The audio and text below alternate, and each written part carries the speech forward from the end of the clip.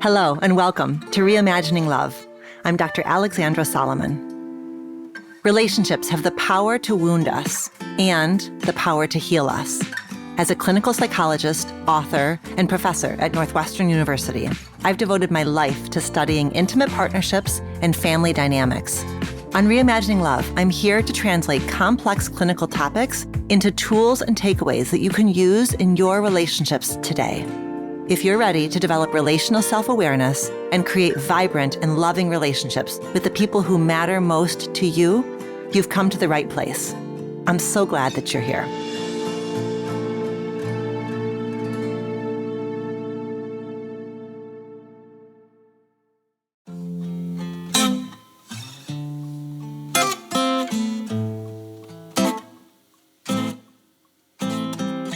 Hi there. Today, I'm delighted to introduce you to Esther Boykin, who joined me for an expansive conversation around the intersection of mental health and careers. Esther Boykin is a licensed marriage and family therapist and an entrepreneur. You may know her from her appearances on NBC's Today Show, Bravo's Real Housewives of Potomac, along with others. Whether in her role as CEO of Group Therapy Associates or a coach, consultant, author, or media expert, she works daily to make mental health accessible for all people. Esther received her Master's of Science from Virginia Tech in 2004 and began her career as a marriage and family therapist. And then 5 years later, she opened Group Therapy Associates, a psychotherapy practice in the DC metro area. She later expanded the company to include Therapy is Not a Dirty Word, which brings therapy ideas and therapists outside of the office and into modern culture through media, events, and retreats that focus on her relentless mission to increase access to and to reduce the stigma around therapy. And today, Esther brings that lens to Reimagining Love as we discuss a wide range of topics from how to get the most out of your therapy sessions to the difference between self-care and self-compassion. Esther is passionate about using self-compassion as a tool for success in our careers.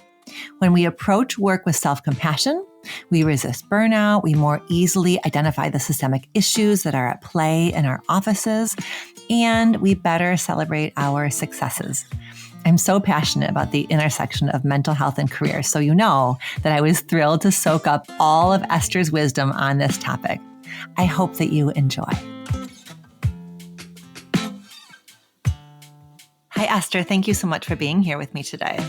Oh, thank you for having me. I'm excited. Me too. Me too. You know, you have developed such a strong reach and become a really trusted expert in our field. So I'm very excited to talk to you about the field of therapy.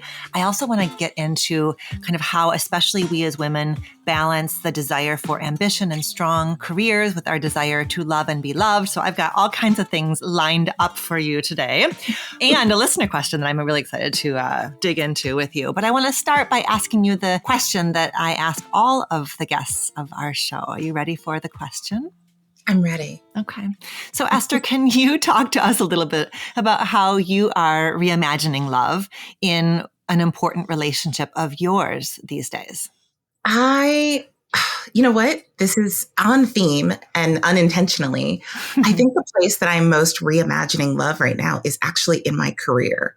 You know, I feel very fortunate in that I've pretty much spent my whole career doing work I love. Like the things that I do, the people I support, building my practice, all of it I felt so in love with and so passionate about. And I'm really beginning to reimagine what that looks like. What does it look like to have more balance, to pour some of that love and passion and sense of purpose into other relationships in my life, and also to make it more communal.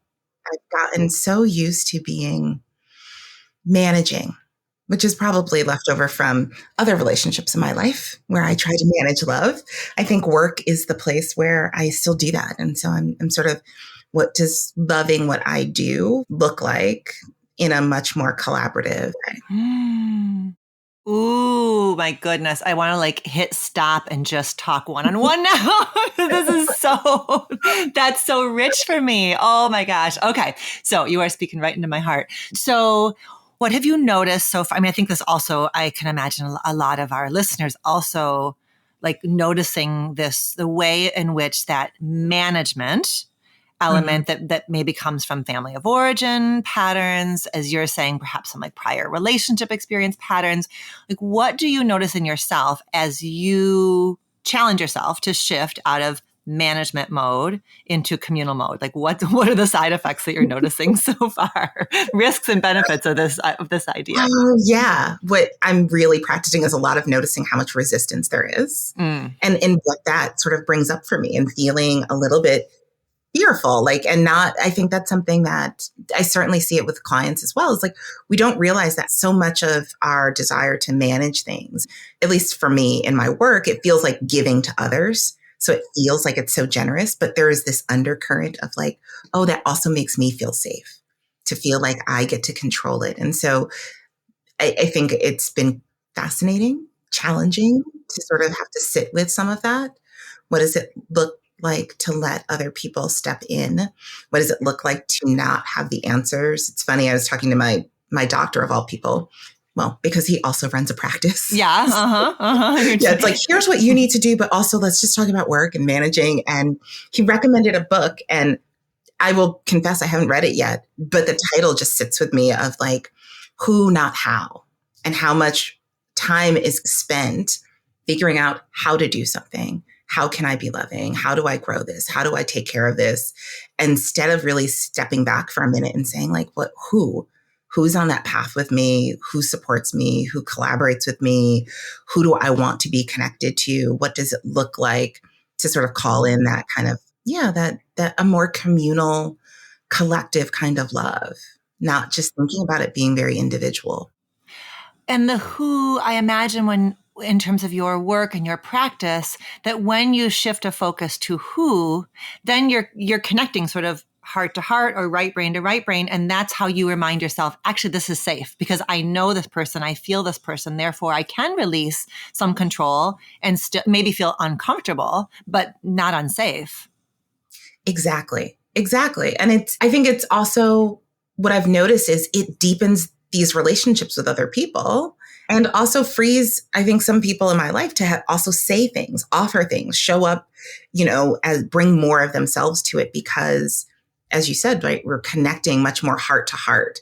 Where are they at? What did they want to contribute, instead of like, oh, here's the plan. And I really can see how that paralleled into like past, romantic relationships, even, of like, I'm so focused on like, oh, we have to do it this way to create this dynamic, instead of being like, okay, how do I connect to you? And then we collaboratively build something, or not. That's the other piece that also comes up, and that part doesn't feel great.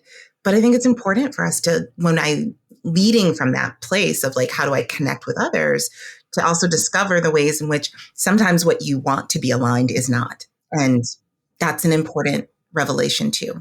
Which I think sometimes is part of our resistance to letting go of control, is the question of, will somebody step in? Can somebody step in? And so I think sometimes we protect ourselves against the vulnerability of what if they don't, by continuing to control and manage. Mm-hmm. Absolutely.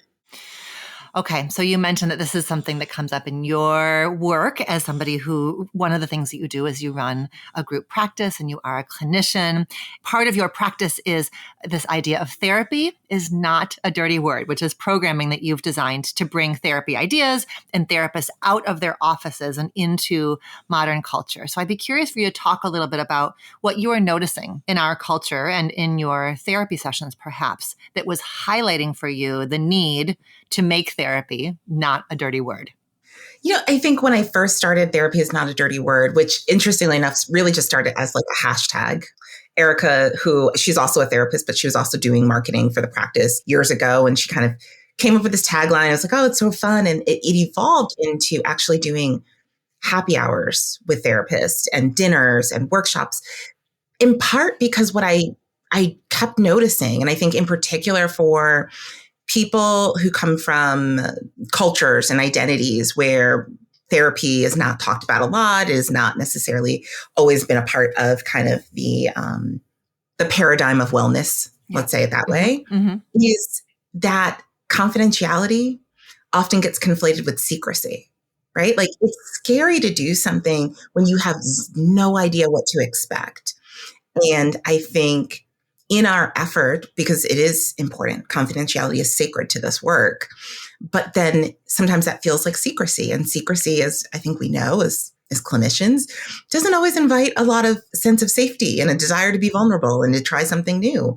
We want to know what to expect. And what I quickly started finding is the more I was able to get out and just personally do it, but also create spaces for other therapists to show up as their whole self, not just their therapist self, but their whole self, really began to help, I think, potential clients, people who either had bad experiences or who had never tried therapy, to feel like, oh, this is it. This is what a therapist would be like. This is what it's like to talk to you. Like that, breaking down that barrier and allowing people to sort of see that this isn't about kind of having this stoic person, in the armchair judging the words that you say for 50 minutes. It's another human being who is going to build a very particular kind of relationship with you.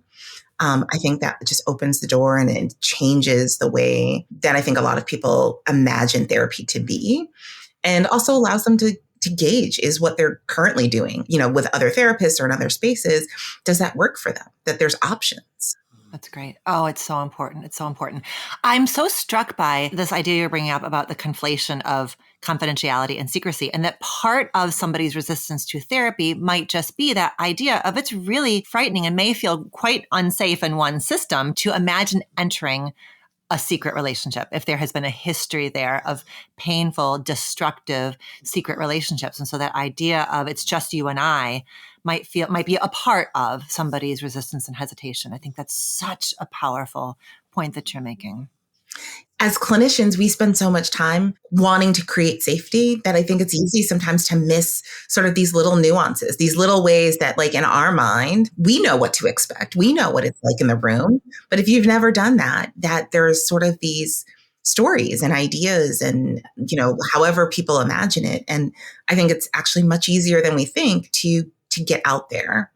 And particularly at this time, right? There's so many now, like there's so many people saying so many things about therapy and mental health on social media that I think it's even more important now than it was, 7, 8, 9 years ago when I started Therapy Is Not a Dirty Word, for therapists to take center stage, right? Like for us, with the expertise and the wisdom we have, to really get our voices out there and help people understand it in the most accurate way possible. Yep. Absolutely. Absolutely. So the beautiful end result of the work that you've done around Therapy Is Not a Dirty Word is that then clients can become really strong advocates for themselves. And that is, it goes to your whole point about therapy being a relationship, that it's not, if a client is starting with a new therapist, it's not going to feel like the relationship is smooth and synced up right away, because like all relationships, that relationship takes time to build.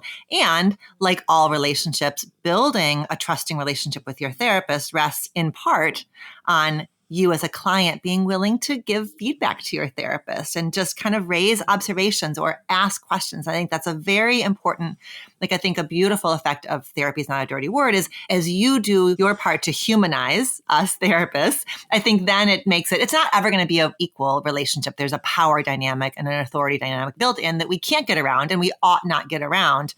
But to the degree that a client can know that their voice and their felt experience with their therapist matters and is, as we like to say, grist for the mill, is really important for clients. So that's a really important piece of client advocacy, I think.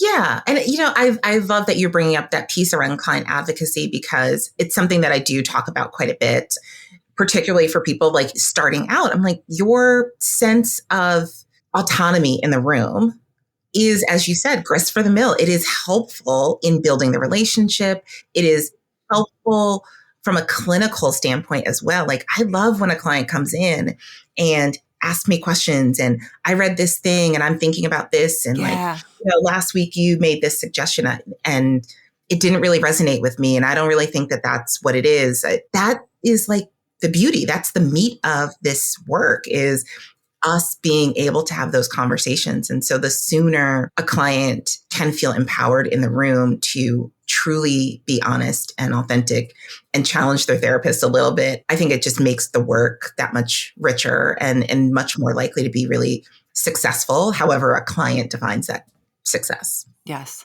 Boy, that idea of I read something last week or I saw something on Twitter or Instagram, can we talk about it, is huge, because I think there's a fire hose now of mental health information coming out.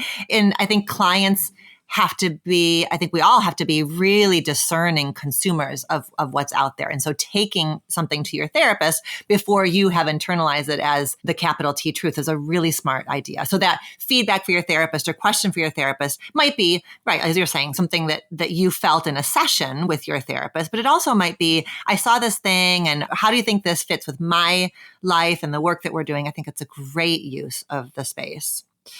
Okay, so you gave a talk in October for the American Association of Marriage and Family Therapy. This was a keynote address that you gave about where we are and where we're going as a field. And you shared something, that a statistic or a finding that was pretty telling and troubling, which is that there's been in the last few years a 33% increase in people seeking mental health services, and a nearly 21% decrease in people reporting that they are in excellent mental health or they're experiencing excellent mental health. One of your takeaways of this finding was that the field of therapy isn't keeping up. So what's going on? Why are more people than ever seeking therapy, and why are more people than ever feeling like their mental health is not in a great place? I think there's a couple of things going on. I mean, the first piece for me lands at, I think we're just in an era where more people are actually acknowledging what's really going on. And the upside of that fire hose of information that's out there is people are having more and more language for, right? So they're sort of recognizing like, oh, I'm not sleeping. I'm worried about this. I'm fighting with like my whole family. That's actually a reflection of my mental health. And so I do think there's a piece of reporting more of that and recognizing that there are resources to help. So I think that adds to the disparity. More people are complaining about not really being in the best mental health space. And they're also seeking therapy. And therapy takes time. It's a process. It is not 3 sessions and you're better and you're excellent and everything goes away, especially if you're showing up with years of stuff to kind of work through and to sort of figure out and let go of or find better ways to cope with. But I also think that there is a piece of this that's around kind of setting expectations for the work and also feeling as clinicians like we have the ability to truly meet people's needs the way that they are. And some of that is around kind of just the finances of therapy. It's expensive. It is very difficult for clinicians to take insurance and sustain their own businesses and their own lives, which then makes it difficult for clients to stay in therapy long enough for it to be really effective or even start. And then there's also just making sure we're taking care of ourselves as clinicians. Do we have what we need to truly kind of meet the demand? There's also just not enough of us. Yeah, you shared that there are 350 clients for every one clinician. Yeah. So any listeners who are thinking about making a career pivot and joining our field, come on in. Come on, we need you. The water is warm, especially if you occupy one or more marginalized identities, right? Because that is still, it continues to be, can therapists work with clients across significant identity differences? Absolutely. And representation matters a ton. Yeah, it really does. And I think it's important for us to say both things, right, together, right? Like, because both things are true. My staff is very, very diverse.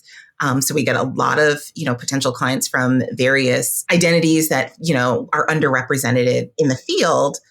But sometimes the best therapist on staff is not the one you thought it was going to be, right? Like, it's not the person who shares your cultural identity or your racial identity. It's somebody else, because that's, for whatever sets of reasons, their expertise, something specific to their lived experiences actually makes them better suited. And so I think it's one of the things that I'm always grateful to be able to do. But it's a conversation that I think is important publicly, of understanding what you're looking for as best you can as a client, helps you to sort of sort through, like, because representation does matter, but it's not the only factor. Right. Yes, that's right. I like how you're also making that space for a client to be mindful and ask the questions that they want to ask. It's also incumbent on the therapist to welcome all aspects of identity, not just the client's identity, but the therapist's identity as well, and to make space for those conversations.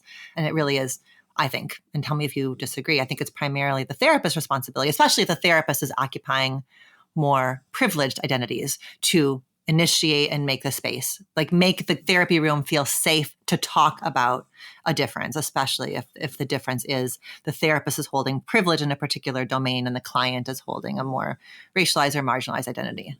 No, I totally agree. And I think sometimes for clinicians in those positions, depending on what the training has been, sometimes it feels challenging. Like, what is the right question? What do I say? And a lot of times, start simple, just naming it, right? Like, I want to acknowledge that I hold certain privileged identities that are different than you. I have a different experience that I can see where race, culture, sexuality, gender, those things are a part of both of our identities. And I want to make sure that this feels like a safe space. If it doesn't, how do we balance that? Are there things that you would like for me to learn about? Because it is sort of this fine line between both asking and sort of making the space for those conversations and making sure that we're not creating a dynamic where clients then feel like they are having to teach their therapist all about whatever it is. And I think oftentimes for clients, that's the place where representation seems to matter the most, is feeling like, I just don't want to explain these little nuances, these little details. Yes. Yeah. There's a beautiful ability to cut corners when there's that shared experience and familiarity. Yeah.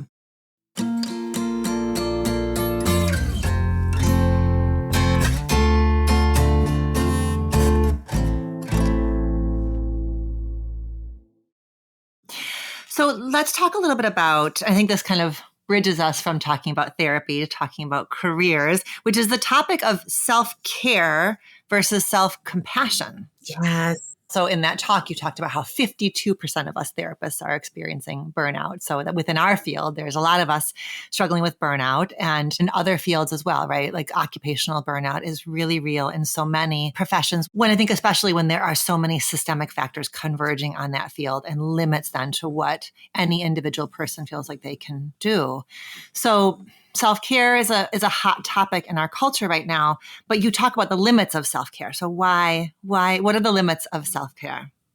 Well, I feel like one of the challenges of self-care is sometimes we get this message that if you're doing self-care, quote unquote, right, that you should feel better.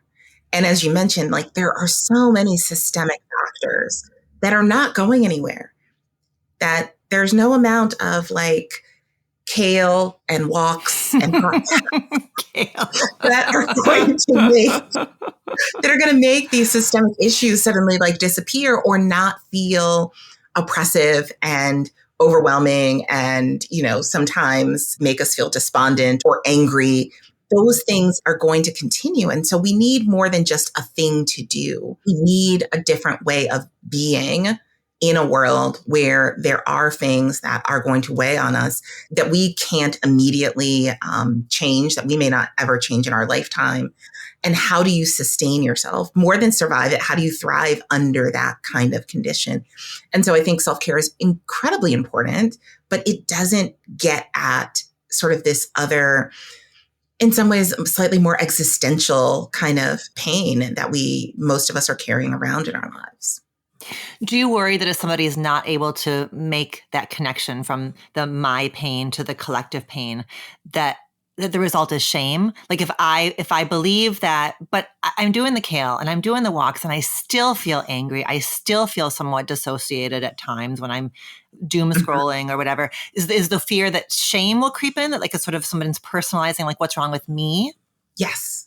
I feel like that's probably the thing I worry about the most. I think, and there's some research to support that, because it does become in this very individualistic way. One, I'm the only one who feels this way, right? So it becomes isolating, which is always a beautiful place for fertile fertile ground for shame to grow. I feel isolated and alone, and this is only happening to me, which then fuels the story, right? What's wrong with me? I'm not doing self-care right. I don't, there's some aspect of me is broken that I keep feeling this way because I'm trying to do all the things. Or I'm not doing all the things, which might be a function of just, really struggling. And therefore that makes me wrong. And so what I love about self-compassion and what really over the last couple of years, I've done a lot of talks, just a lot of research, a lot of reading, and a lot of sort of shifting my own work is realizing that when we move to self-compassion, one of the things it brings in that self-care doesn't always immediately bring in is this sense of common humanity, the sense of connection to a larger community of people. And that sense of belonging, I think, really does allow us to then feel replenished enough to deal with things that are, consistent and persistent stressors and oppression in our lives. Beautiful. Yeah. You speak about self-compassion as not just a way for us to improve our mental health and our relationships, but it's also a tool for success in our careers. Why is that? In some ways, it's the same reasons it works in our lives is that the reality, at least of sort of American work culture, is that there is a lot of demand and very little resources for most people, kind of regardless of where you are in your career, whether you're entry level or management or you work for yourself, like the resources to help us sustain the amount of work that we are expected to do so that we can earn enough money, so we have, sort of what we need, is really kind of out of balance. And so I feel like what I notice is that self-compassion is, again, a way of taking care of ourselves without sort of requiring the external world to be different. Absolutely, we need to do self-care, but can you also, again, the community piece, and also even just cultivating more awareness, noticing so that we aren't internalizing, because I think it is a profound way to really manage burnout. And one of the things that I've become much more interested in is this idea that burnout and compassion fatigue is really actually empathic distress, which basically just means that you're awake and you're paying attention. Right. And you're taking on all this stuff. And so what we need is like internal resources to tolerate sort of feeling to some degree what everybody's feeling, not just our life, because we are feeling what everybody else is feeling and experiencing. And self-compassion really is one of the ways that we can cultivate that inner resource and build practices that kind of continue to replenish that. Yeah, right. Because the heart of self-compassion, as defined by Kristen Neff, are the elements you're speaking to. It is the common humanity, that it's not just a me, it's an us. I'm not the only one or the first one who's experienced this. The self-kindness, really noticing how we're talking to ourselves. Are we really kind of convincing ourselves that this collective problem is our problem or uniquely our problem? And then mindfulness, which is you're talking about the noticing, like bringing mindfulness to our work, right? Noticing how we're feeling, when we might need a break, when we need to step away, what parts of our day are particularly difficult to kind of let go of, what practices help us step away. Yeah. Those three ingredients are huge. Mm-hmm. They are. They're like my favorite thing to talk about. They are. I know. Because it's not how, I think, especially those of us who are ambitious and empathic, self-compassion feels really contrary, right? And quite subversive to the ways that we've been kind of programmed and perhaps rewarded in our lives.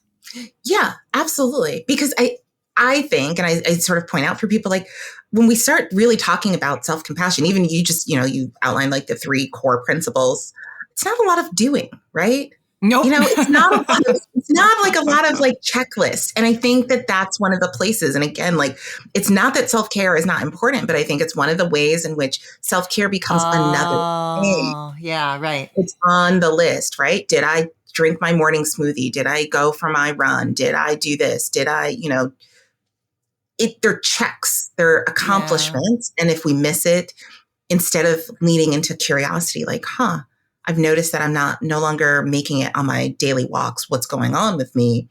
It becomes, I'm no longer going on my daily walks. What's going on? What's wrong with me? Why am I not doing it? And so it stays. And so it is kind of this subversive and sometimes a challenge, because what we want is a checklist. That's what we're used to. You're so good. You're so good. Oh, yeah. Okay. Got it. Yeah. Self-care can really sneakily replicate the entire problem, because self-care becomes another way that we get to reward ourselves for being good and punish ourselves for being bad. Whereas self-compassion, it's a different paradigm. It's a being paradigm versus a doing paradigm. Exactly. Okay, well, Esther with the mic drop. That's so good. I got it. So one of the projects that you have been working on is developing a retreat program geared especially toward high achieving professional women and centering on the experience of Black women in particular. So what is it that you were seeing and feeling and experiencing that inspired you to create a retreat space like this? So over time, because I do run a big group practice, I have a smaller and smaller sort of, my own caseload and clients I work with. And over the last several years, it's predominantly become very successful women. And many of them I've worked with for a long time. And so what I watched was this sort of progression. And I think in an unconscious way, there was this idea that like, as we become more successful in our careers, that some things will get easier. And instead, what I started to notice was like, oh, this is not, it's not easier. In fact, what's happening is particularly I think for women in general, but I think in particular for women of color, what was happening is like, there were less and less people who understood their experience.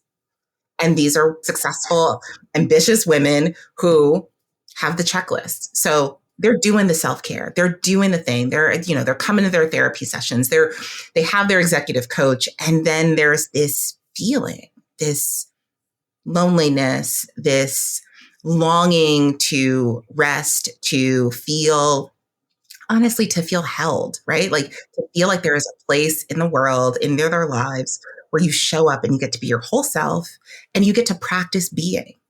And so that's really kind of where the idea came from. And then I pulled in my personal life, I know a bunch of women and some of my clients, like I have some ideas. And where we landed was the desire for community is very strong. And so taking the work that I was doing individually and creating, it really is a retreat program. So it's not just about going on retreat, they're weekend retreats, but after the weekend retreat, there is a group chat.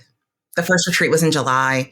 I think that those women still talk at least 4 to 5 times a week. I love it. But it also became a place, and I think this is a great example of what my hope is to cultivate and to grow is there are things, I think this, working with clients, right? There are things you do in the therapy room. There are things I'm going to do on retreat that people go back into their regular lives and there's nobody to do that. So even something as simple as like, we start the morning with, how are we really feeling? Right? Pull out your feeling wheel, look at your feelings poster, whatever, right? Like, what is the feeling? And where do you need some tender? Like, and that's, to me, that's like a beautiful way to start your day that kind of brings you back to a place of noticing, compassion, like all the things that we want. To have other people who did that with you for a weekend, and now every morning somebody texts somebody, how are you really feeling? Right? That sort of gentle, loving accountability of this is a practice. And I'm happy to be in practice with you to develop that in your life. And so there's individual sessions after retreat. There's monthly group sessions. There's the goal is to not just be in retreat, but then to have a community where that experience gets to grow, right? Like we're planting a seed and then there is this like community of women that, yes, I pop in and I do things and I do guided meditations, but mostly in between retreat, it is about like connecting with other people who are on your journey, who understand the things that happen in your professional space. They know what it's like to be the one or a few, right? Or the first in a role, and who understand how that sometimes complicates your personal life, your family relationships, dating, marriages, all of that kind of stuff. Beautiful. The idea of creating community that then becomes self-sustaining, it tends to a few of the different problems and challenges we've talked about today, right? It's, to me, my most potent route to self-compassion is knowing I'm not alone in something. So it's a huge self-compassion booster. It also solves for the 350 to 1 ratio. I think those of us in the field of mental health really ought to be thinking about, how do we create community? How can we help create community? And actually, it doesn't have to be any listener who is a non-therapist. You can create a community that listens to a podcast together, or develops a particular practice together. So that idea of community care also, I think, helps address these larger problems in mental health that we're talking about. And it really just is a reminder of just the power of the collective. And I think groups are healing for those who didn't have the privilege of growing up in a family system where they really felt held and seen. I think there's a way that a group can kind of, tend to that, as you're speaking to, create a holding environment that's very potent. Yeah, it's just been it fuels me. Like, I'm excited, in my work, but it also watching, as you said, right? Like, community that becomes self-sustaining. And I think that piece around it does really boost the self-compassion, and it also tends to the, like, not only are you not alone, but also like your experience. Because so often when we start to think about family of origin, we start to think about, maybe relationships that ended. Like, there are these other pieces of our history that if you don't ever talk about it anywhere but in therapy, it still sort of feels like, oh, I'm the only one who had this happen to me, right? That's right. Even if your therapist is doing a beautiful job helping you heal and integrate, absolutely. But to share your story in community, to have that reflected back, you're right. That's very different. That's a very different kind of healing that just simply isn't available in a one-to-one modality. Exactly. I love what you said about, like, you don't necessarily have to be a therapist to create some community, and recognize that creates some healing space, and that there is also a point at which individual work is really important too. And sort of beginning to see those as complementary as opposed to one versus the other, I think is also really helpful, and something I hopefully in the coming years am going to kind of hopefully be an advocate for, and help other people thinking about that. Great. That's great. Okay. Well, I'm cheering for you all the way. Let's do our listener question before I let you go. Okay. So this is a question that came in from, she describes herself as an anonymous longtime listener, and she's based in Omaha, Nebraska. And here's her question.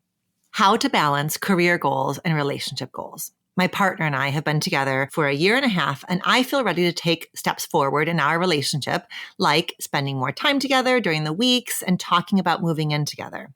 My partner is in his last year of a PhD program, and he's also focusing on building a business to have as a full-time opportunity after he defends. He is chronically feeling the stress of school, career goals, building a business, maintaining relationships, etc. In his own words, this makes it harder for him to think about the future and plan out prospective timelines for milestones pertaining to our relationship. He has expressed wanting to feel settled in his career before living together, talking about marriage, kids, etc. I feel somewhat uncomfortable holding off on relationship milestones because of career milestones, and it can tend to make me feel like he values his career more than he does our relationship. How should I approach conversations on this topic? Is it okay to express that I don't want the timelines of these milestones to be intertwined, and his insistence that they be intertwined makes me feel unimportant? Thank you, listener in Omaha. This is a really just such a thoughtful presentation. So, Esther, what stands out to you? Where would you like for us to begin on this one?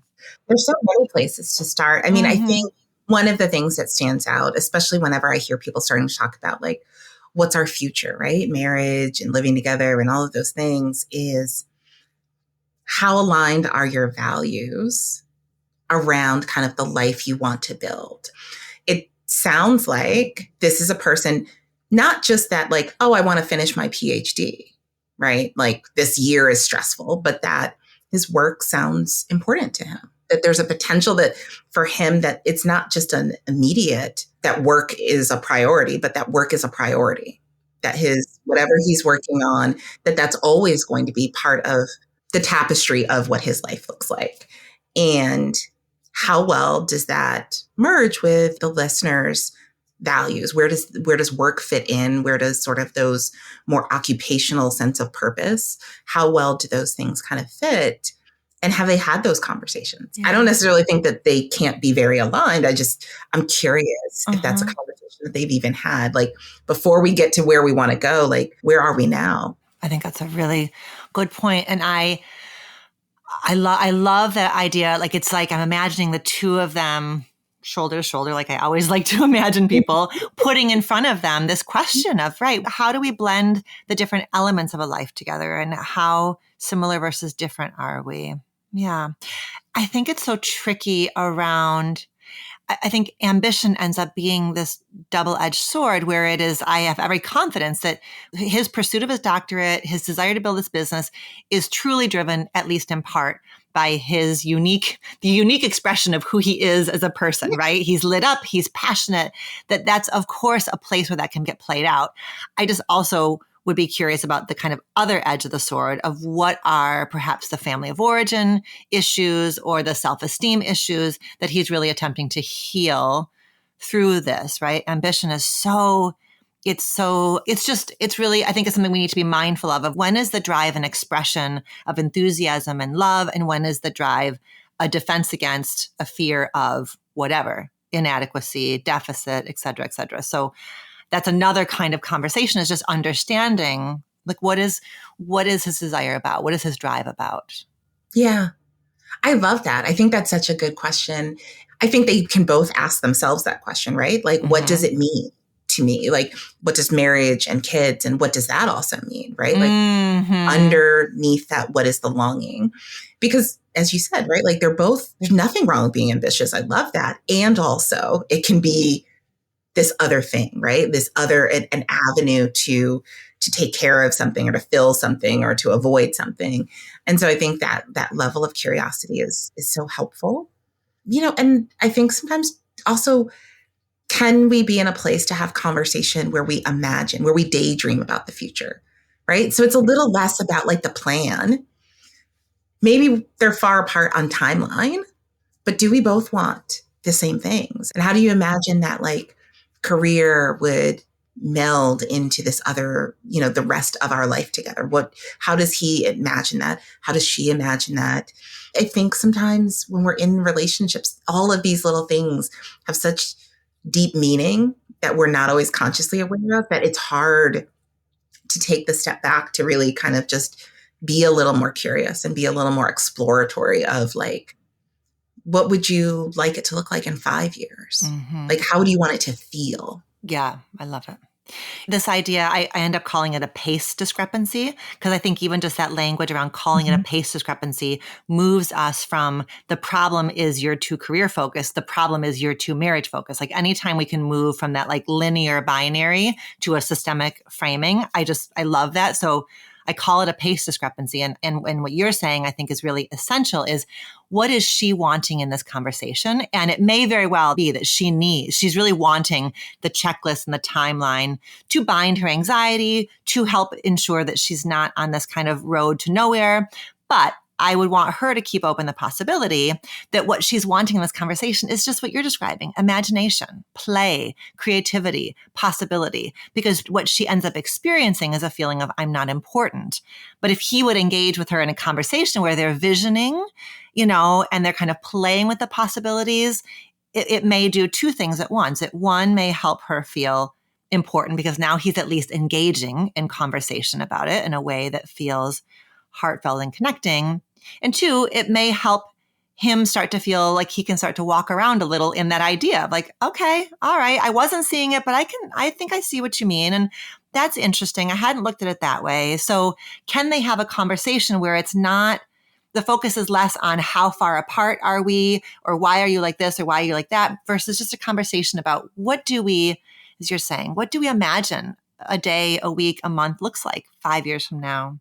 I love pace discrepancy, right? Because it is sort of getting us back to the playfulness and the longing, especially with couples. I'm always sort of like, what are you most longing for? What's the need? Because we tend to sort of make it about a thing. And it's like, but under that, like, are those milestones maybe more representative of just feeling closer? That maybe mostly what you want is just more time and attention. Sometimes we have this, sort of a framework of how that's going to happen. But underneath that, it's like, maybe you want more time and attention. And is that something that you could make happen now? Oh, great. That's great. By what other means might Yeah. you, Omaha listener, by what other means might you be able to feel really seen and important and cherished and chosen right here, right now, today? Yeah. That's such a legit need, such a legitimate need. I also, tell me what you think. I am curious about a gender piece of this. I think that there's a way in which under patriarchy, we teach men that your worth as a husband, your worth as a father is about the degree to which you are a provider. And we have a very narrow definition of provider. It is about the money you bring in. It is about the title that you have. It's about the scope of your career. And so I wonder if what he's saying to her is it's nothing actually even about her. She might be like Charlie Brown's teacher, like want, want, want. Like he might really not even be able to hear her because all he hears is what he's internalized as a boy and as a man about you aren't where you need to be a husband and a father. And she might be like, let's build it together. I don't need that from you. Look at my career. Look at my finances. Look at my accomplishments. Like, I don't need that from you. Let's just build together. I love that you mentioned that because I see it often with couples and with male clients that I work with. Like, I think that that's such a powerful thing. And I think for a lot of women who are not looking for that, it can be hard to wrap our heads around that. Like how powerful that messaging is, that these asks, which seem more like, I want to feel important. I want to, deepen our relationship. I want to do these, these other things, that how easily those for some men get translated into, I have to make more money. I have to have my career stable. You want to move in together. That gets translated into, oh, I got to get this business up and running, right? You want to maybe get married. That means I have to earn even more than I've been earning. And so I think, I just think that's such an important piece to consider. Can we ask those questions? And I do find sometimes that men struggle with letting that go. Those messages are very powerful in our society. Yes, absolutely. And it does. I imagine it would feel like a risk for him. There's less agility and mobility if and as he weaves his life with her life. There is, even if no part of her is saying, you have to provide for me, weaving their lives together means that she has a front row seat to every business fluctuation. And so there is, I imagine, a kind of, very real sense of responsibility to her, that his choices now do have a consequence on somebody besides himself. That is real. And I think it's worthy of the two of them looking at together. I think that I worry that sometimes when a couple gets stuck in this pace discrepancy, they become so polarized and there's kind of like a loss of like a middle ground or a shade of gray. And so I think with these ideas we're offering, I feel hopeful they can maybe like just start a conversation from a different place, and see where they go. Yeah. Esther, I'm so glad to have spent this time with you. What a wonderful conversation we've had. I'm so appreciative. Thank you so much for having me. This has been so lovely.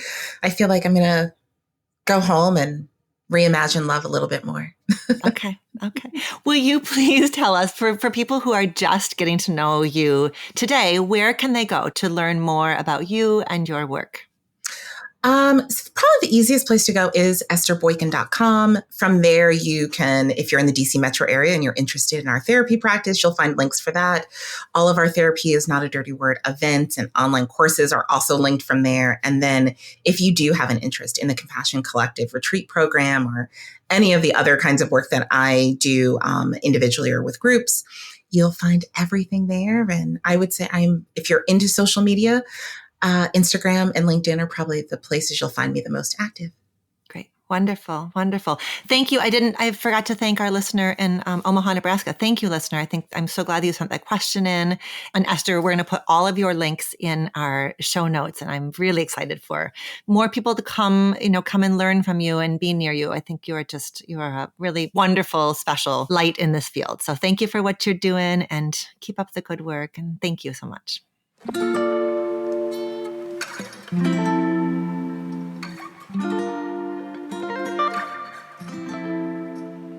Thank you, Esther, for joining me for this beautiful discussion. And thank you to our brave listener for sharing your question. I hope that our answers gave you some guidance. Make sure that you join me next week for another episode of Reimagining Love. And as always, you can share your thoughts and your questions with me at info@dralexandrasolomon.com. And if you are enjoying the show, please consider leaving us a review on your favorite podcast platform. Until next time, be well. Do you have a relationship question that you want answered on the show? Visit reimagininglove.com to send in a written or audio question. Questions can be about intimate partnerships, family relationships, friendships, you name it. If you're looking for more love and relationship content, you can find me on Instagram at dr.alexandra.solomon or visit my website, dralexandrasolomon.com, where you'll find my blog as well as the Intimate Relationships 101 e-course based off of the popular class I teach at Northwestern University. Thank you for listening and see you next week here on Reimagining Love.